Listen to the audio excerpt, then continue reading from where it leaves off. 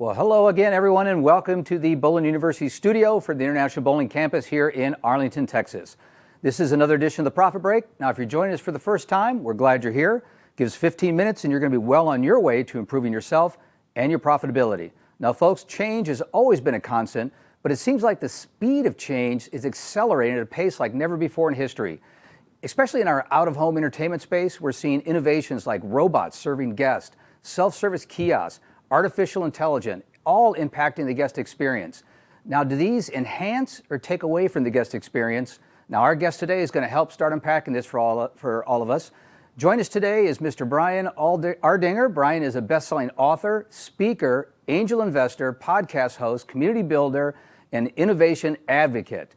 His new book, Accelerated, A Guide to Innovating at the Speed of Change, is an Amazon #1 bestseller, and he is with us here today. Brian, thank you so much for joining us. Hey, I'm excited to be here. Thanks for having me. Yeah, now we are, of course, looking forward to you joining us in January in New Orleans.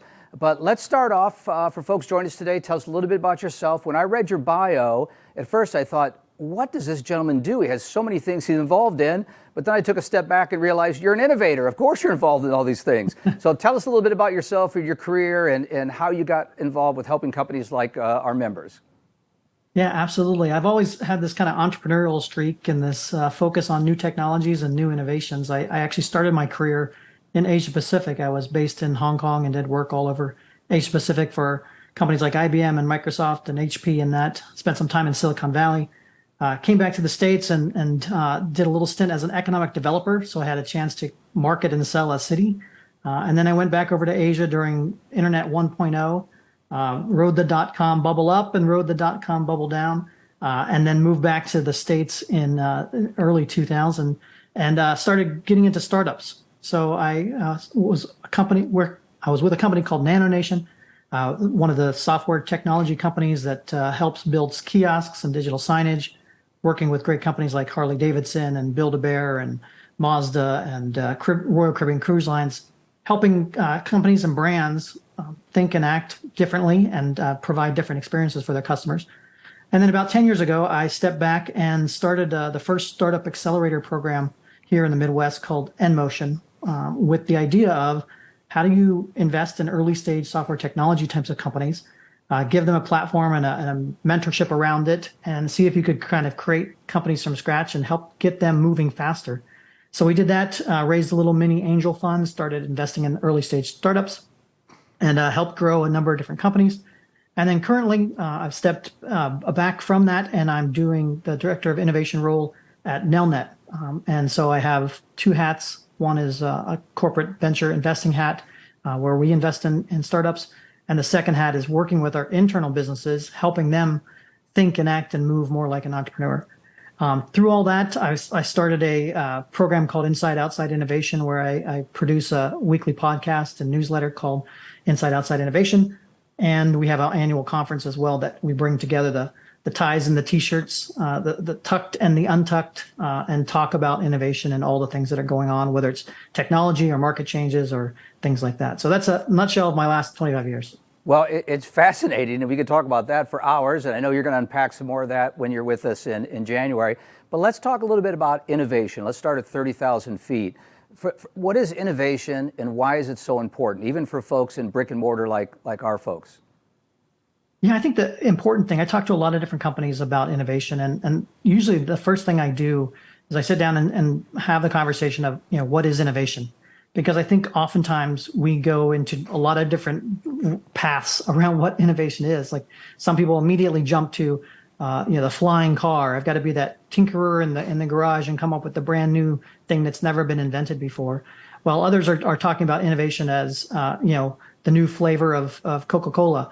And so there's a variety of things in between.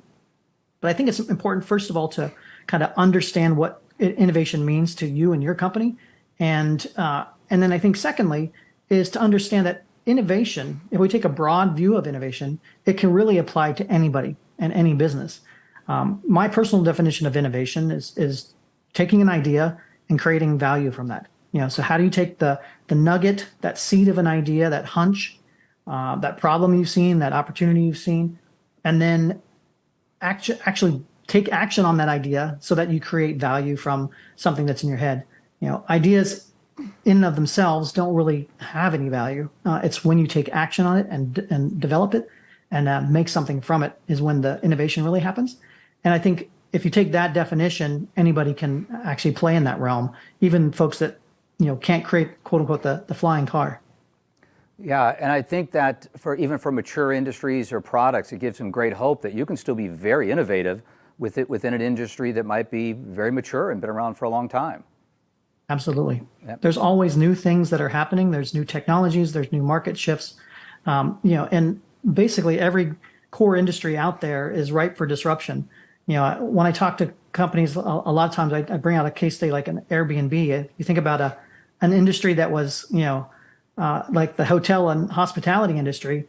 It was an industry that's been around for thousands of years. And then over the course of, 12 years, when Airbnb first started to when they are right now, they've literally changed the way people think about, that hospitality and that hotel space. And if it can happen to, a tried and true industry like that, it's not, there's always things out there that can create disruptions and change the way you're doing business as well. So let's talk for a moment about change. I mentioned that it seems like it's happening at a faster pace than ever before, and I'm not sure if I'm just getting older or slower to react, but what are some of the things that are accelerating the pace of change today that you're seeing out there in the marketplace? Well, I think we do feel that pace of change, and I think obviously COVID happened to make it real for everybody. I've been talking about innovation and change for a number of years, and back in 2018, 2019, I'd talk about how companies needed to prepare for innovation and get prepared for disruption that was coming. And I think a lot of people kind of nodded their head and said, yeah, I get it. I understand it, but it's not going to hit me. And then something like COVID comes around and literally everybody has to go home and figure out new ways to work and new ways to deliver value in the marketplace. And it becomes real for a lot of people, not just kind of the C-suite folks. And so, I think that's one thing. It's like now it's front and center that innovation is important and this disruption is happening more and more often. And then I think the thing is that you've got to kind of create an environment where as individuals, we're thinking about how do we create that next value? It's really just simple as that. How can we understand what our customers want, understand where their problems are, and then, take that nugget of information and then figure out some way to solve that problem for them or create value in that process. Now, we know that we should embrace change. Embracing change is hard. Why is it so hard for existing businesses to realize this and really turn that into action? So it's difficult is because, we figured out a business model that works, quite frankly. We especially in industries that have been around for a long time, we have, our ways of doing business. We know that if we, do X, Y, Z, that, the outcomes will be similar. We can plan, we can budget.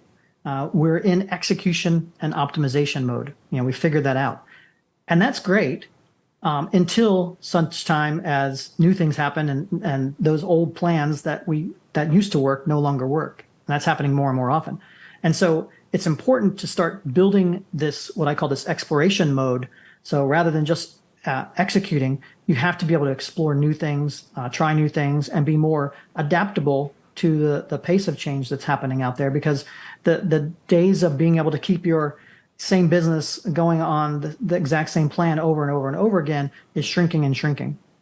Yeah, and I hope folks heard that because I think that's really critical, no matter how successful you've been, because we have to prepare for that to come. And I know that you did a nice job unpacking that in your book. I enjoyed it. You talk about the explore stage, the engage stage, and experiment stage as you go through that. But maybe do you have, and I know you're probably going to unpack this a lot more when you have more time with us, but how do you accelerate and build a culture of innovation? I mean, where can you get started if you're new to this? Yeah, I think so. Building this culture of innovation is a long and hard kind of process, especially if you are used to doing things the same way. I oftentimes talk about it, you're kind of almost like a professional athlete. If you're Michael Jordan and you're at the top of the game, you know everything about that game. You know how to practice, you know how to play, you know all the competition, you know everything. And then what if you're Michael Jordan and you want to go play baseball? It's a brand new game. And even the best athlete in the world who is at the top of the game, when he changes the game a little bit, he can't play it quite as well. And so that's the world we're living in. We have to figure out a way to, learn and adapt to new things. And so, it's like a professional athlete. How do we start learning those new skills and start learning to play different games than we have been in the past? And we can accelerate that in a lot of different ways. And I'll talk a little bit more about that down there and or in the book. Yeah.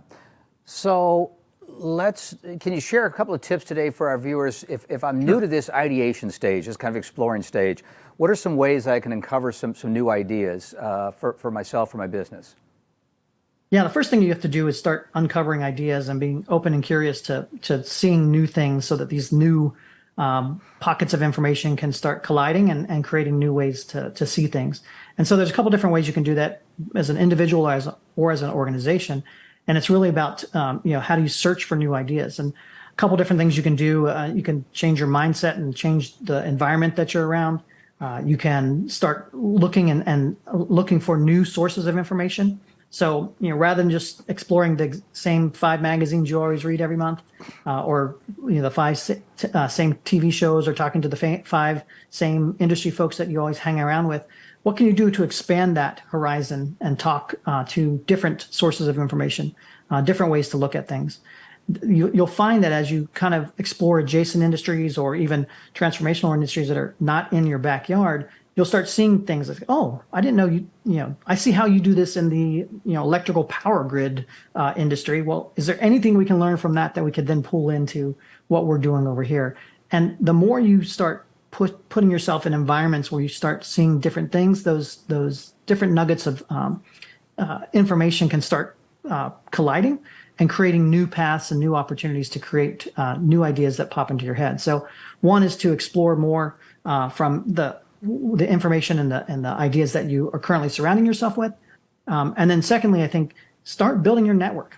Go outside of the people that you normally hang out with and start introducing your ideas, sharing those ideas, collaborating with other folks, both inside and outside your organization, to again, start figuring out, am I on the right path? Because, at the end of the day, most ideas are at the very beginning are wrong or not very good. And so how can you take that nugget of idea and start massaging it and figuring out which parts of my assumptions are correct? How can I move it forward?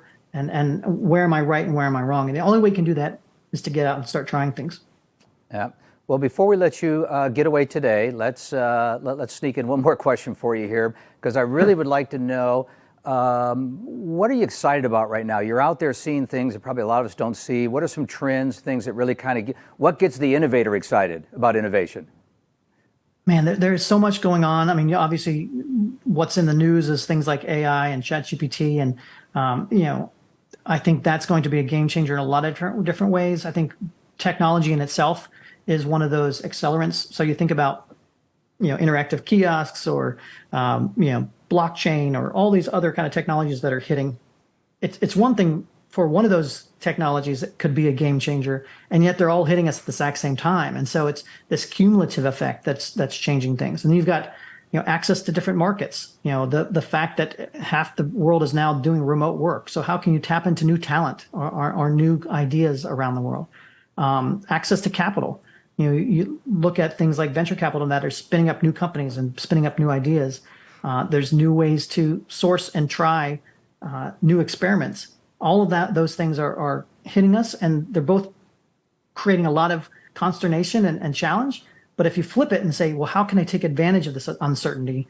There's really a lot of opportunities. I mean, everybody in this call probably has, a phone in their pocket. And if you think 20 or 30 years ago, all the things that you would have to have or pay for to have all that knowledge and technology and impact in your pocket, and now everybody has that. And so, well, how do we take advantage of the fact that you now have more power to do things, to create things, to try things than ever before? And now's a great time to make it happen. Yeah, well, Brian, thank you for joining us, and we look forward to having you with us in January in New Orleans. We know it's going to be a great time.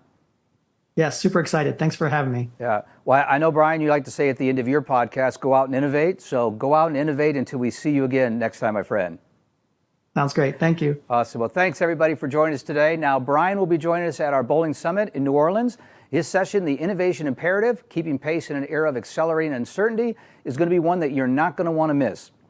So if you're ready to start improving your profitability, you can reach us anytime at education@bpaa.com. So as we wrap up another edition of the Profit Break, remember, when your focus is on growing people, people will grow your business. Now this episode, as well as all our previous Profit Break episodes, are available 24/7 for you and your team at bowlinuniversity.net. And we have new episodes dropping every month. Mark your calendar, watch your email, join us on Facebook to hear about all the latest. Until then, I'm Bart Berger, and remember, do for one what you wish you could do for everyone. We'll see you next time.